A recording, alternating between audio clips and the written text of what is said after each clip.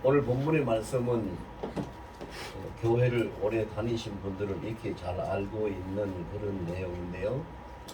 간략하게 소개를 하면 그때 당시에 굉장히 그 국력이 강하고 큰 나라로서의 힘을 쓰던 아람 나라가 있었는데 그 아람 나라가 다른 데서 포로를 잡아오면서 이스라엘에 있는 어린 소녀, 여자아이, 어린 소녀를 포로로 잡아와서 나아만이라는 그 장군, 국방장관 집에 종살이를 하게 했습니다.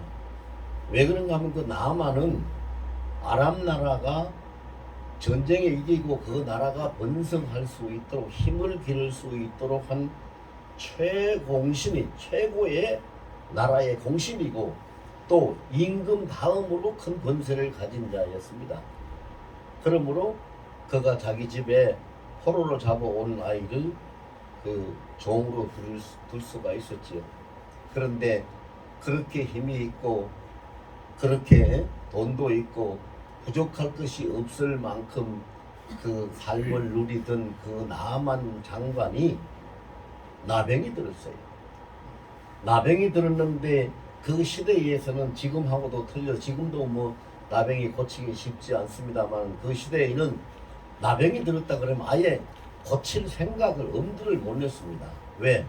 나병은 하나님이 저주해서 하늘에서부터 저주를 받아서 들려지는 병이라고 그들에게 인식이 되어 있기 때문에 나병이 들었으면 그거는 저주받고 죽는 것으로 끝나는 거지 아무도 그를 고칠 수 있는 어떤 그런 엄두도 못 냈고 그런 의학적인 기술도 없었죠. 그런데 그 집에 종살이 하던 그 작은 어린 소녀 종이 여종이 아이고 우리 주인님 저 나병 들은 거요 고칠 수 있어요. 우리가 내가 살던 내 조국에 이스라엘에 엘리사라는 하나님의 사람이 있거든요. 그 사람한테 가면 저 고쳐요. 이런 말을 전했습니다. 그래서 이제 그 나하만이 물에 빠진 사람들면 지푸라기라도 잡는다는 속담이 있잖아요. 그래 그 어린아이를 뭐 신뢰해서가 아니라 아이고 고칠 수 있다는 말을 하니까 거기 믿져봐야 본전이니까 그렇게라도 한번 해보는 것이 좋겠다 싶어서 자기 왕한테 가가지고 여차 이런 이야기가 있는데 임금님 어떻게 하면 좋겠습니까? 그랬더니 당장 가라. 내가 이스라엘 왕에게 편지를 써서 보낼 테니까 이스라엘 왕이 내가 써서 보내는 편지를 받으면 너희를 고쳐주지 않겠느냐. 당장 가라. 그래가지고 많은 예물을 준비해서 이스라엘 땅으로 갑니다. 그러나 이스라엘 왕은 그 편지를 받고 근심에 빠지고 완전히 스트레스를 받아가지고 어찌할 줄 모릅니다. 아까 말씀드렸다시피 나병은 하늘에서 하나님이 저주해서 하늘에서 내리는 병인데 그걸 사람이 어떻게 고치라고 나보고 그 남한 장군의 병을 고쳐주라고 나병을 고쳐주라고 하느냐. 이거는 필시 그 병을 고치는 것이 목적이 아니라 그것을 빙자해서 만약에 병을 못 고치면은 우리나라를 쳐들어와서 완전히 멸망을 시키고 저들이 통째로 삼키기 위한 음모가 있는 것이라고 그렇게 이스라엘 왕은 이거 어떻게 하면 좋냐고. 나라 국력이 약하니까 대항해서 싸울 만한 힘은 없고 그러니까 굉장히 스트레스를 받고 슬퍼하고 고민하고 있는 거지요. 그 소식을 엘리사가 듣습니다. 엘리사가 그 소식을 듣고 나서 왕한테 가서 그럽니다. 임금님 그거 슬퍼할 일 아닙니다. 고민할 일도 아닙니다. 아무것도 염려하지 마세요. 그 나만이라는 그 사람을 나한테로 보내세요. 하나님이 고치실 거예요. 이렇게 해서 이스라엘 왕이 그 나만 장군을 많은 선물을 가지고 온 그대로 엘리사의 집에 보냅니다. 자, 여기까지만 이제 말씀드리고요. 이것이 우리는 보면은 어느 한 지역에서 있었던 역사적인 한 사건으로 그냥 치부하고 끝날 수도 있는 문제인데 그런 것이 아닙니다. 성경을 통해서 보면 이 성경에 창세기부터 성경을 시작하는 창세기부터 시작해가지고 마지막 이 성경책인 요한계시록까지 모든 것을 살펴보면은요, 하나님의 섭리가, 하나님의 역사하시는 하나님의 섭리가 어떻게 진행되고 있는지를 잘 기록해주고 있는, 보여주고 있는 그런 것입니다. 여기 한 가지 제가 예를 들게요. 자, 보세요. 큰 교회에 뭐 찬양대가 있다. 아니면은 국가의 어떤 뭐 행사가 있어서 그게 뭐 합창단이 참석을 한다. 뭐 오케라 연주를 한다. 뭐 이런 것들을 할 때 보면은요, 그게 여러 가지 많은 사람들도 모이지만 많은 악기들도 모입니다. 나팔도 있고 피아노도 있고 뭐 북도 있고 뭐 여러 가지가 있죠. 그런데 다 덩치가 크죠. 피아노도 덩치가 크고 거문고도 가야금도 기타도 뭐 다 덩치가 큰 것들이에요. 그런데 그 중에서 보면 거기에서 가장 작은 것이, 가장 힘이 있는 것이 있습니다. 그게 뭡니까? 그 모든 것을 지휘하는 지휘자 손에 있는 지휘봉입니다. 그 지휘자가 가지고 있는 지휘봉은 가장 작은 것인데, 그 많은 악기들과 많은 사람들이 엄청난 것이 준비되어 있어도 이 지휘자의 지휘봉이 움직이지 아니하면 아무것도 연주를 할 수가 없습니다. 하다가도 멈춰야 됩니다. 모든 것은 지휘자의 지휘봉에 달려 있습니다. 하나님의 역사를 비유해서 설명하자면 그와 똑같습니다. 하나님은 어떤 역사를 일으키실 세대가 되면 그 세대에 하나님이 쓰시는 지휘봉을 꼭 하나씩 가지고, 그 지휘봉을 가지고 하나님이 사용하십니다. 예를 들면 아브라함도 그렇게 사용하셨고, 모세도 그렇게 사용하셨고, 엘리야도 그렇게 사용하셨고, 예수님도 이 땅에 오셔가지고 예수님의 수제자라고 불리는 베드로도 그렇게 사용하셨습니다. 근데 그 사람들을 다 보세요. 특별한 사람이 아니고 뛰어난 실력자들이 아닙니다. 베드로 같은 사람은 손가락질 받고 뭐 대접받지도 못하던 어부의 사람이었습니다. 그런데 예수님은 베드로를 수제자로 삼고 세상을 바꿔놓을 수 있는 엄청난 역사를 그를 통해서 하셨죠. 그래서 보면은요, 작은 자가 큰 능력이 있는 것은, 어떤 자가 큰 능력을 가지고 있느냐, 돈이 많고 권세가 있고 힘이 세고 덩치가 커서 큰 힘이 있는 큰 능력을 가지는 것이 아니라 지휘자 손에 있는 지휘봉처럼 역사의 주관자고 역사를 지휘하고 있는 하나님 손에 붙잡힌 자가 가장 큰 능력을 가지게 됩니다. 이 시대도 마찬가지입니다, 여러분. 이 시대도 지금 보면은 굉장히 큰 대형 교회들도 있고 유명한 목사님들도 있고 많은 힘을 가진 사람들도 있고 다 있습니다. 많습니다. 그러나 가장 이 시대에 크게 이 역사를 바꿀 만한 큰 능력으로 쓰임받는 자는 누구냐? 하나님 손에 붙잡힌 하나님의 지휘봉이 된 자만이 큰 능력으로 쓰임받을 수 있습니다. 그래서 그 요한계시록에도 마지막 책에도 보면 그게 나오는데요. 계시록이 마지막 책이잖아요. 그 계시록 11장에 가서 보면은 두 증인이 나와서 이 세상을 완전히 사탄의 역사들을 다 괴멸하고 세상을 완전히 뒤집힐 만큼 엄청난 역사를 그 권능을 행합니다. 그들은 그 사탄의 이 공략에 의해가지고 한때는 죽음을 당하지만 다시 부활을 하고 죽지 않는 그런 그 엄청난 능력을 행하는 사람이 있는데, 그 사람들이 누구냐? 하나님 손에 붙잡힌 그 시대의 하나님의 지휘봉입니다.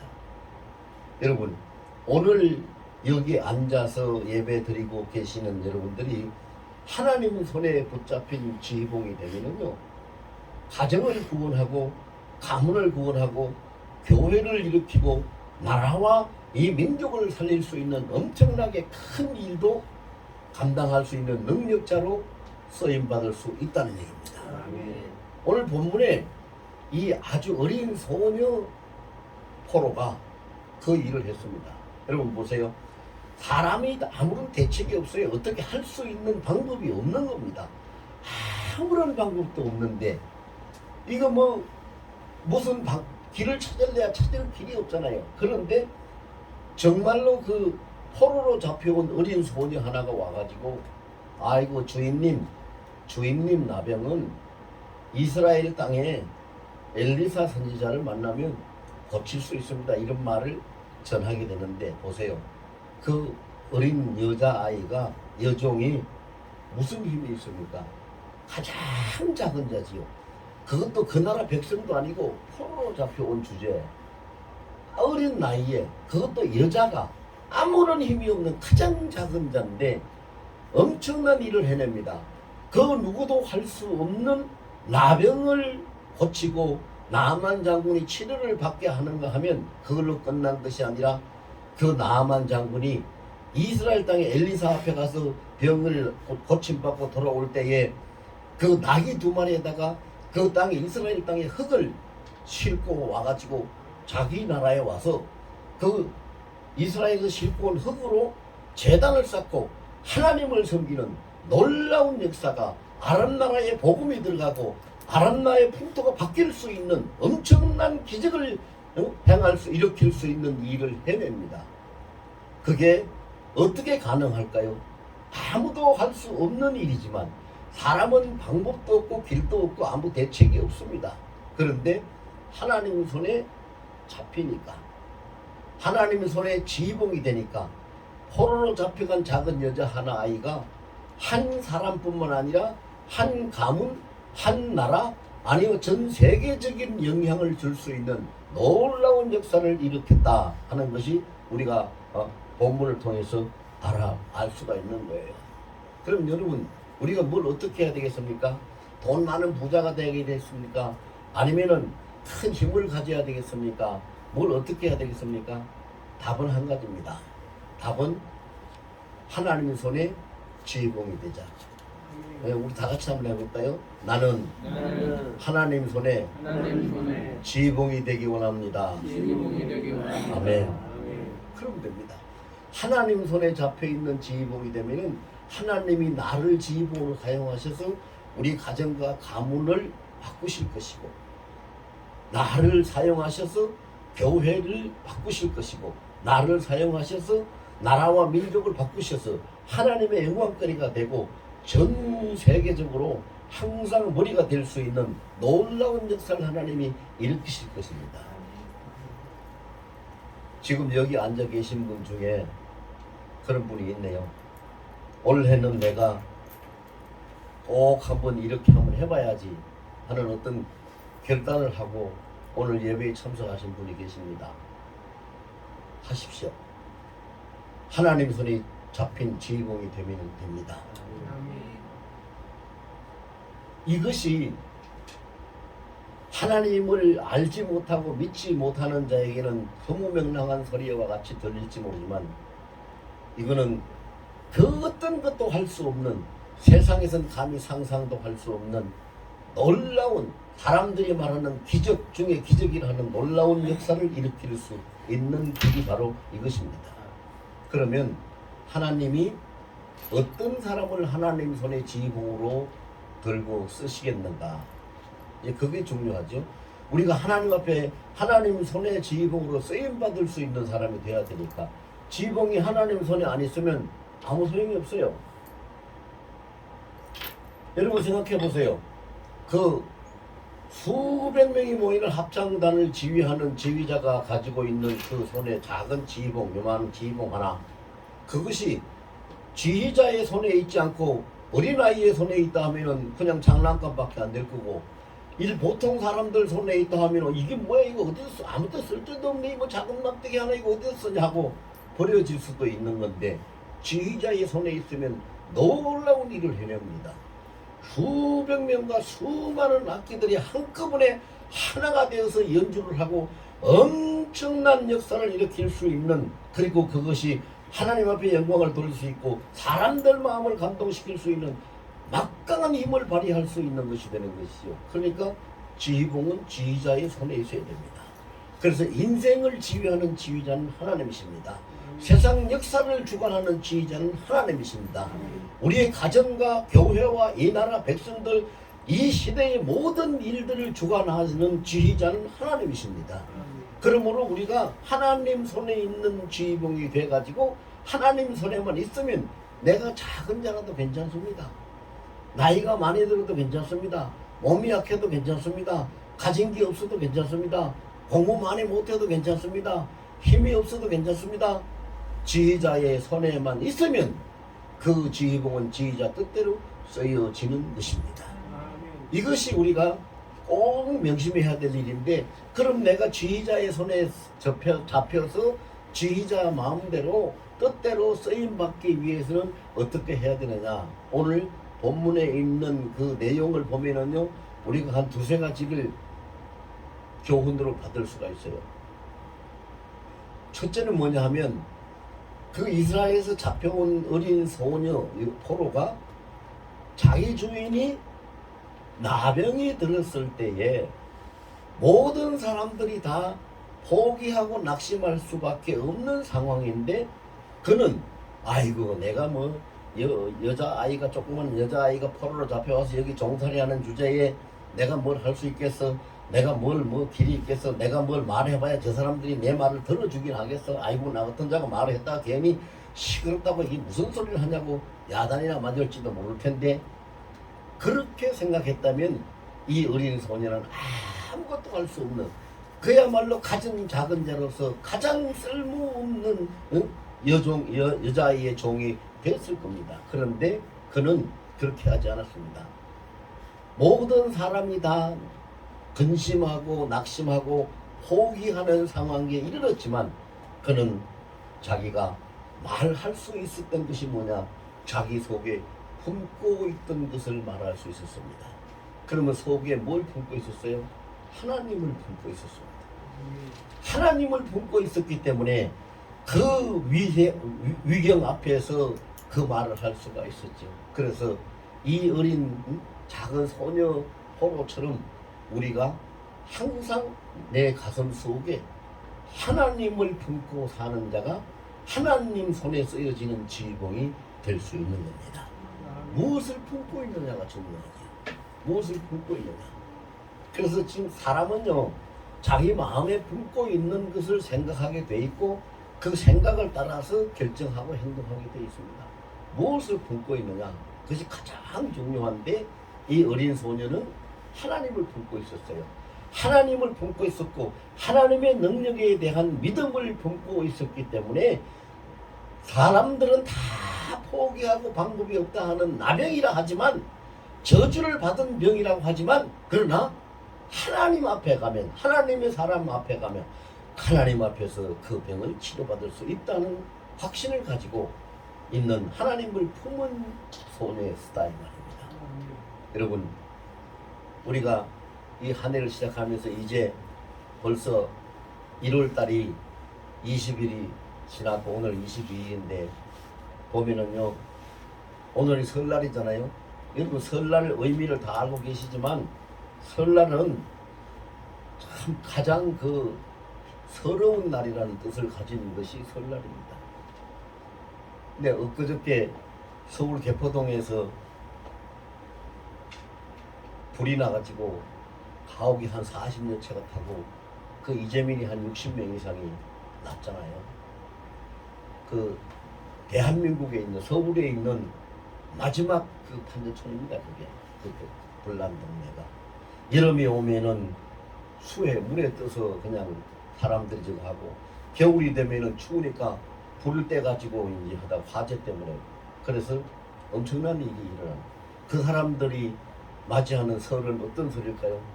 진짜 서럽고 서러운 설이지. 서럽고 서러운 설이에요. 아마 여기 계시는 분은 그런 분이 안 계시는지 모르겠는데, 저도 그런 거 과거에 많이 겪었어요. 설날이 됐는데, 설날이 되면 사람들이 제일 큰 명절이라고 하잖아요.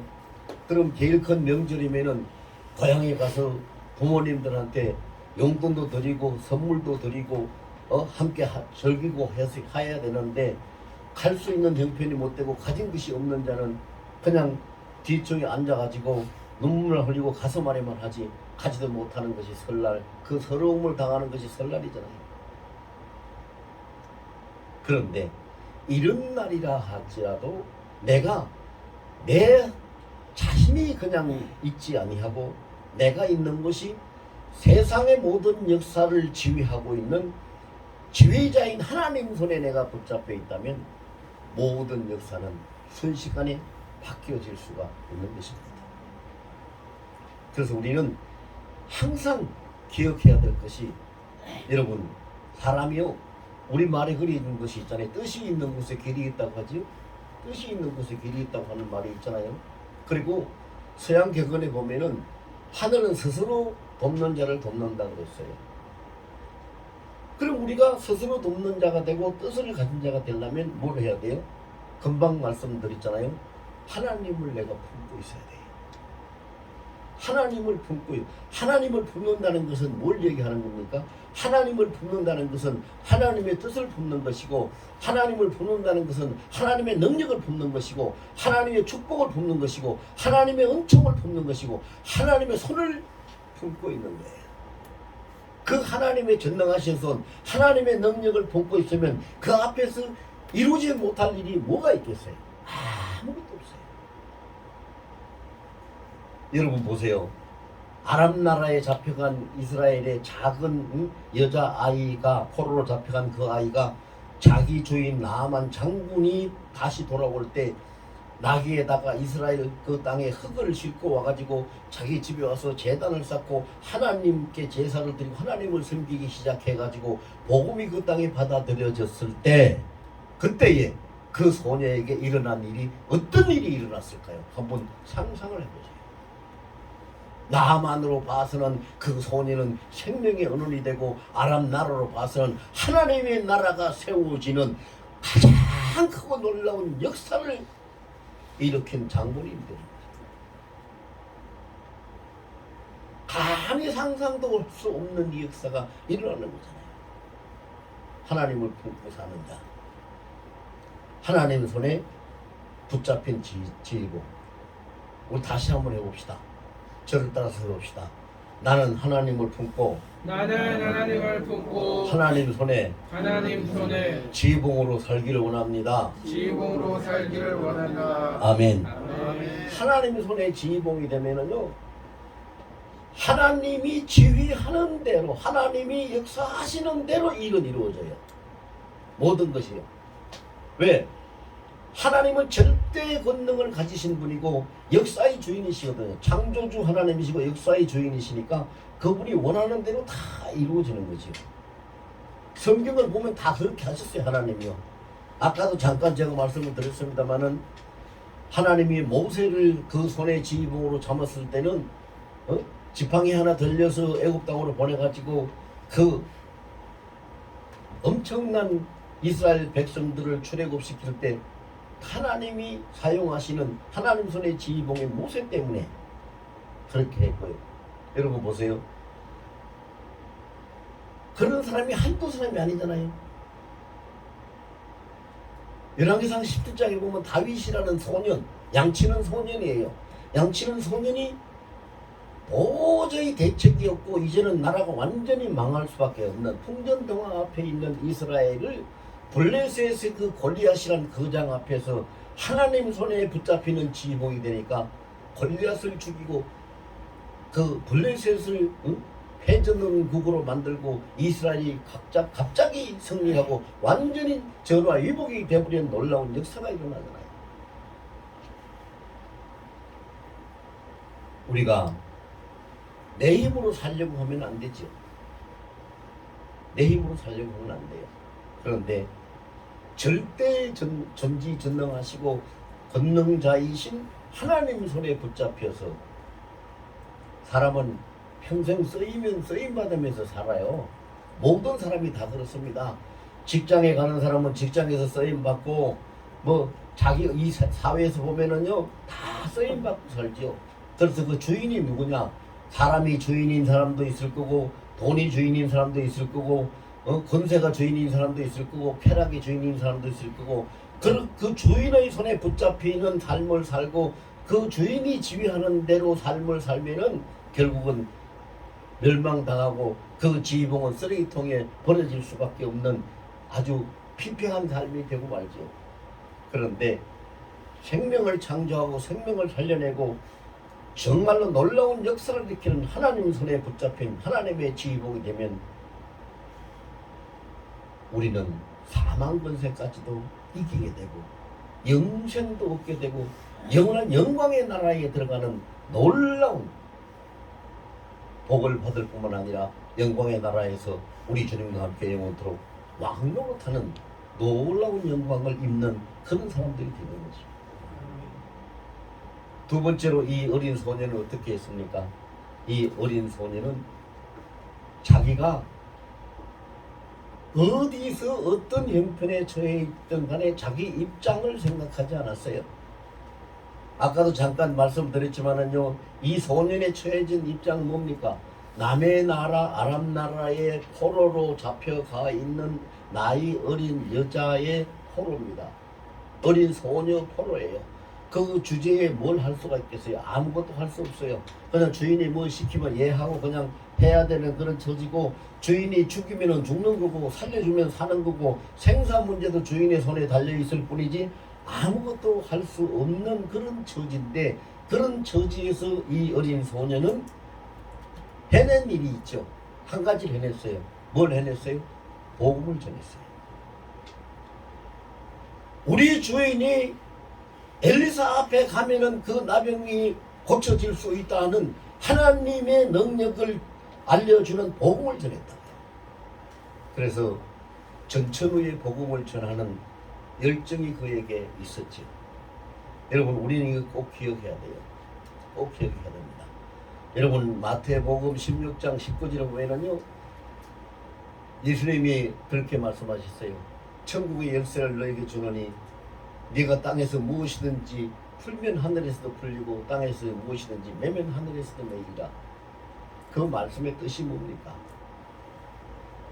우리가 하나님을 가슴속에 품고 어떤 상황이든 따지지 말고 하나님을 전적으로 믿는 믿음을 통해 가지고 전천후로 그 예수 이름을 선포하고 복음을 선포하게 되면 우리가 풀면 하늘에서 풀린다 그랬으니 하나님의 능력이 그대로 나타나는 것이고, 거기 두렵고 겁이 나고 상황이라 안 되니까 포기하고 주저앉아 있으면, 그렇게 묶여 있으면 아무것도 안 되고 묶여 있는 것으로 끝나는 거예요.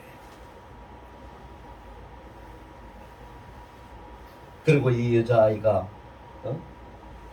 마지막 한 가지 우리가 더 배워야 될 것은, 그에게는요 담대한 용기가 있었어요. 속으로만 생각하고 아니고 가슴만 끓이고 있었던 거 아니고 입으로만 그냥 이렇게 겨우 말하는 그런 것이 아니라 당당하게 하나님의 역사를 말할 수 있는 담대함이 있었어요. 성경에 보면은 이 담대한 자를 하나님이 세상 역사를 바꾸는 지휘봉으로 사용하시는 것이 굉장히 많습니다. 아주 많아요. 우리가 잘 아는 인물들만 봐도 그렇죠. 자, 창세기에 있는 요셉이라는 사람도 그렇고, 다니엘이라는 사람도 그렇고, 다니엘의 친구 사드락과 메삭과 아벳노고도 그렇고. 여러분, 사드락과 메삭과 아벳노고 이야기가 나오니까 잠깐만 말씀을 드릴게요. 하나님이 얼마나 놀라운 역사를 일으켰는가 보세요. 다니엘서 3장에 보면 그게 나오는데요, 다니엘의 세 친구 사드락과 메삭과 아벳노고가 느부갓네살 그 왕 만들어 놓은 신상 앞에 절하지 않는다고 고소를 당해가지고 이 풀무불에 던지셔서 사형을 당합니다.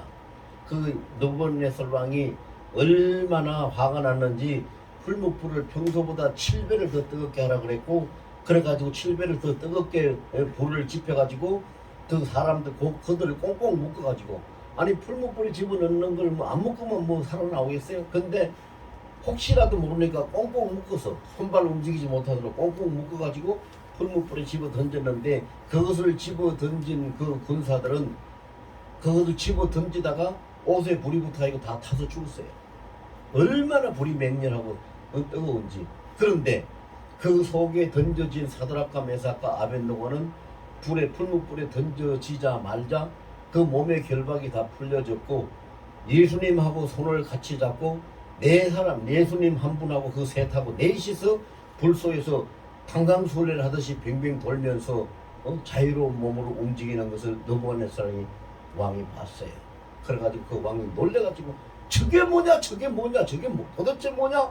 우리가 세상을 불에 집어 던졌는데, 묶어서 집어 던지는데 저들이 다 자유자가 돼서 넷이서 빙빙 도는데 넷이 중에서 하나는 보니까 신의 아들과 같아, 내 눈에. 자, 그게 어떻게 된 거냐? 그래가지고 놀래가지고 왕이 말합니다. 사드락과 메삭과 아벳느고야, 정말로 너희가 믿는 하나님이 너희를 살려주셨다면 그 불 속에서 나와봐라. 그러니까 이들이 살아서 나왔습니다. 나왔어요. 털끝 하나 거슬리지도 않고. 그 순간에 느부갓네살이 뭐라고 합니까? 이제 사드락과 메삭과 아벳느고가 믿는 하나님을 비방하거나 그것을 방해하는 자는 다 죽일 것이고, 그 왕의 음력으로 명을 선포해가지고 모든 자들이 그 하나님을 두려워하고 섬길 수 있도록 법을 공포를 하잖아요. 놀라운 역사가 거기서 바뀌어지잖아요. 바벨론이라는 세계를 다스리는 그 나라, 그 왕이 뭐에 그렇게 됐습니까? 하나님이 사용하신, 제가 아까 잠깐 말씀드렸죠. 하나님은 창세기부터 계시록까지 모든 사 굉장히 많습니다. 우리가 찾으려 하면은 굉장히 많은데 그 사건마다 확인을 해보면은 그 사건이 있을 때 그 시대에 필요한 사람을 하는 손에 딱 잡고 마치 지휘자가 앞에 서서 지휘를, 합창단 지휘를 하듯이 세상 역사를 이루어가는 지휘봉으로 그 사람을 잡고 하나님이 사용하셔요. 모든 역사는 지금까지 그렇게 되어 왔어요. 올해도 여러분 놀라운 일이 있을 겁니다. 아마 올해도 우리가 지금 골치를 앓고 있던 코로나는 앞으로 한두 달이면 끝납니다. 길게 안 갑니다. 정부에서는 이미 30일부터 이 마스크 안 써도 된다, 마스크 해제도 발표를 했어요. 끝납니다. 그런데 문제는 뭐냐? 코로나보다도 훨씬 더 무섭고 엄청난 태양의 폭음, 천체의 그 어떤 그것 때문에 굉장히 큰 어려움을 당하고 죽는 사람들도 많을 거고 엄청난 일들이 일어날 겁니다. 올해. 그런데 걱정할 거 없어요. 모든 걸 주관하시는 분 누구세요? 하나님이세요. 그러니까 우리가 대비를 해야 되는데 뭘 대비해야 됩니까? 운동해서 해야 되겠습니까? 보약을 먹어서 해야 되겠습니까? 아니요. 믿음을 준비하면 돼요. 하나님을 품고 어떤 경우든지 하나님을 내가 증거하고 어떤 상황이든지 내가 담대하게 하나님 옆에 나가리라. 이 믿음을 준비하고 있으면 이 세상에 어떤 일이 있어도 우리는 해를 받지 않냐고 승리할 수 있습니다. 왜 그렇습니까? 그것이 이 정광훈 목사 이야기가 아니라 성경에 있는 하나님의 말씀이기 때문에 그렇습니다. 성경에 뭐라고 했습니까? 이사야 43장 2절에 보면 그렇습니다. 너희는 두려워하지 말라. 내가 너희와 함께하리니 너희가 강을 건널 때에 물이 너희를 침몰치도 못할 것이고 너희가 불 가운데 지날지라도 불이 너희를 사라지도 못하리니 내가 너와 함께하리라. 하나님의 약속의 말씀입니다. 그 말씀을 붙들고 오늘 이 나아만 집의 어린 소녀같이 하나님 손에 붙잡힌 지휘봉으로 여러분들이 이 한 해를 승리하시고 모든 것이 하나님 앞에 기쁨과 축복의 삶으로 하나님께 영광을 돌릴 수 있는 여러분들이 다 되시기를 예수 이름으로 축원합니다. 그래서 우리가 이 시간 받은 말씀 붙들고 나는 원래 꼭 하나님 손에 붙잡힌 하나님의 지휘봉으로 살기를 결심합니다. 나를 그렇게 비전도 주시고 소망을 주셨으니 그렇게 할 수 있도록 도와주시고 사용해 달라고 우리